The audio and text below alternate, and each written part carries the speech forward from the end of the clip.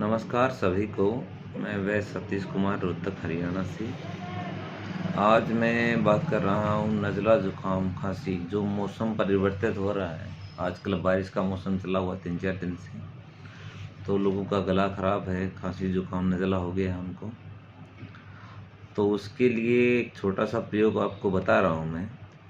इसमें आपने 100 ग्राम मुलेठी लेनी है और 100 ग्राम आपने सुहागा लेना है खिल बना के, और 75 ग्राम त्रिकुट चूर्ण।